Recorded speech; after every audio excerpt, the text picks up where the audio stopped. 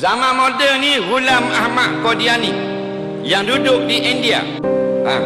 Penghujung dia kesesatan dia, akhirnya dia kata Anallahul Haq, akulah Tuhan yang sebenar. Anallahul Haq, akulah Tuhan yang sebenar. Anallahul Haq, akulah Tuhan yang sebenar. In Toronto's version of Times Square, advertisers pay top dollar. And nestled among the flashing billboards for the latest Bond flick, the latest high-stakes gamble, or the latest frock, there it is, an astonishingly unlikely showstopper. And why this, they say, had to happen. With more than $150,000 of community funds, a barrage of publicity, to a free show, even free parking, at one of Toronto's most prestigious downtown venues.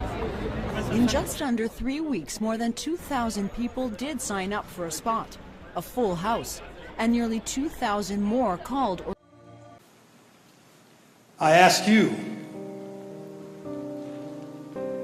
if on that fateful day you were the leader of this community,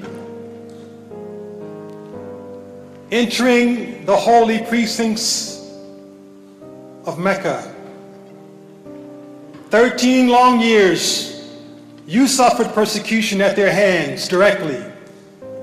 8 years they sent army after army upon you. And in this process, you watched your wife and your uncle starve to death in a valley. You watched your friends and your families dragged through the streets, speared, slaughtered and butchered like animals.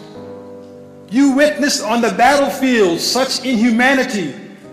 They did not just kill your people, they mutilated their dead bodies and chewed upon their livers and spat them back at you.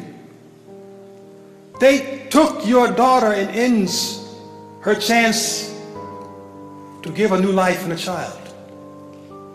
All of these things they have done to you, and you're standing at their doorsteps and they're wondering, as was said, what would you do?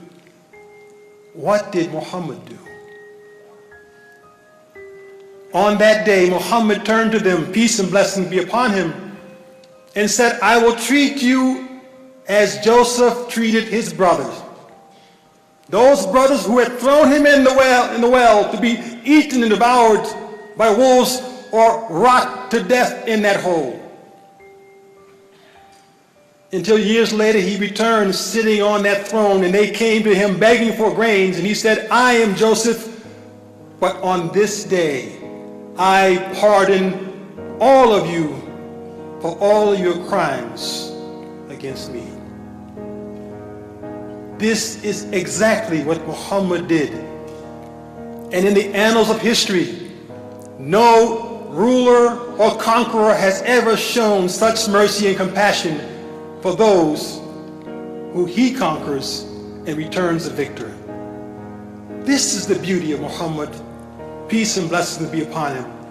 This is what is obscured from the sight of the world when they see the battles but don't see the victories of his moral and spiritual character, which always won the day.